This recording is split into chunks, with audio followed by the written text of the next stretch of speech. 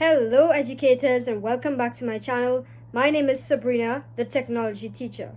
So today we're going to be covering creating your own videos for classroom use. Now I know it might sound like if we're covering the same content as we did in the video editing. However, no, this is some different content that we have. It will be covering things like videography, the kinds of equipment that you would need to conduct things like interviews, and you can even create vlogs through that. So creating your own videos to suit your classroom, there are many benefits and many different areas in which you can use it. So for example, you can use it in agricultural science to do demonstrations. You can also use it in science to do experiments and so on, and to prepare your class from beforehand. Or you can even do it in physical education. Don't worry too much though. We will try to keep it as simple as possible. We're trying not to get too complicated with it. With regards to the kinds of equipment that you will need, definitely you will need some kind of camera. So you can simply use the web camera on your computer. Although personally, I prefer not to use the web camera on the computer because the one that comes onto your laptop doesn't usually have the best quality of videography. So the pixels are very blurred and it's not all that great. So I try to avoid using the web camera. Of course, if you have a more professional web camera with more pixels on it, then by all means you can do that. Also, I find the microphone on the web camera, they are not of good quality, so you don't get good sound quality from the web camera.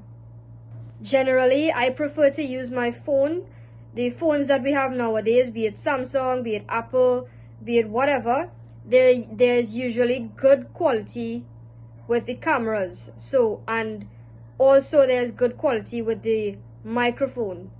So you get good quality sound and you get good quality videos as well.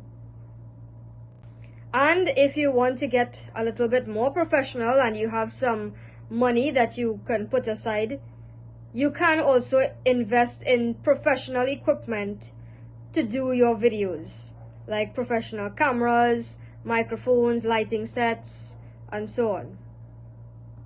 Speaking of lighting, lighting is also a very important aspect in your videos.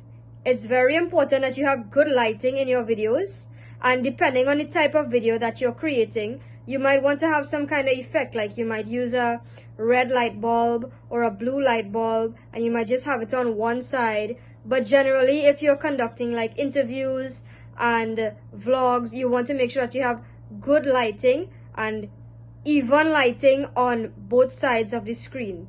So I have invested in this little toy here.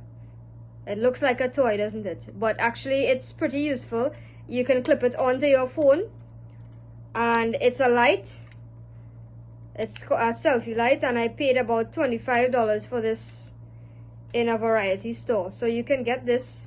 Right now it's not charged, but I would have shown you how bright this gets. It gets really bright, and it allows for even lighting on both sides of your face. So you want to make sure that your lighting is good.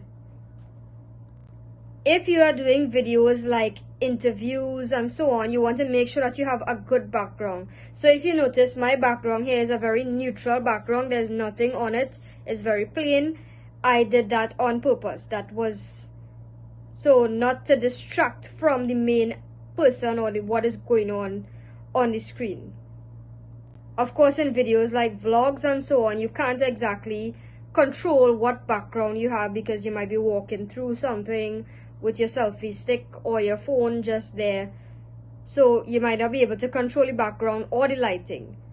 But that's a different type of video altogether. So when you're doing videography or the actual recording of a video, there are different angles and different shots that you can use when doing this. So some of the angles that you might want to use are like high shots, low shots, a Dutch angle, and maybe even an eye level shot. So of course the eye level shot is self-explanatory. It's right at the eye level of the person. A high shot meaning that you would be standing from a height, and your camera would be angled downwards, and a low shot would be the opposite of that. So basically you are standing from the bottom of something and you are filming upwards towards that. So on the screen here we have the different shots that you can have.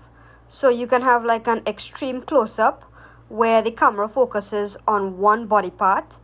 You can have a close-up where the camera focuses on only the face. You can have a medium close-up in which you have the camera focusing on the chest go up. You can have a medium shot, which is basically focusing on the waist go up. You can also have a long shot, which focuses on the entire body, so you get a full body view. And you can also have something called a wide long shot, which basically it's like if you want to do like a building or a tall tree or something like that. That's what it shows. Whatever effects that you want to create, it all depends on the purpose of your video. Okay, so if the purpose of your video is to conduct an interview for English Language Arts, then you want to use maybe like medium shots at eye level or something. So please assess your purpose of the video before you decide which shots you want to use in your video. So all of this helps in the planning of our video. Of course, when you're creating a video, you must have a proper plan as to what you want to depict, what is the purpose of your video, and if possible, definitely you want to create something like a script so that you have an idea as to what you want to as the main idea basically. Of course, not everything always goes according exactly to the script. Sometimes you might be off script, but it's always important to have that plan so that you know that you are keeping yourself on track and you don't stray from the main idea or the main topic of your video. When you're editing your videos and you're putting all the clips together, you want to use a transition from one scene onto a next, or from one shot into a next. And that is also very important, and you would have seen that in the video that I did on video editing that I mentioned about before. And if you have not seen that video yet, you can go into the description. The link is there in the description. You can check out that video. It's very important if you want to create your own videos for your class. As I mentioned in that video, personally, I prefer more subtle transitions from one shot into a next, or from one scene into a next. Subtle transitions like a fade in and fade out. So, but that's just my preference. But if you want to have different effects, like you can have like a spinning effect, or you can have like a wave in, a fly in effect. It all depends. Again, it all comes back to what is the purpose of your video. And that's very important.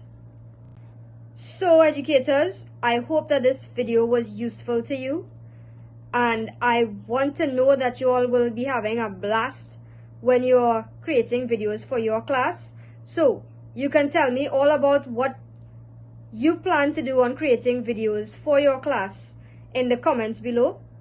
Okay, and if you like this video, don't forget to give us a thumbs up or like, and don't forget to subscribe to this channel by clicking the subscribe button.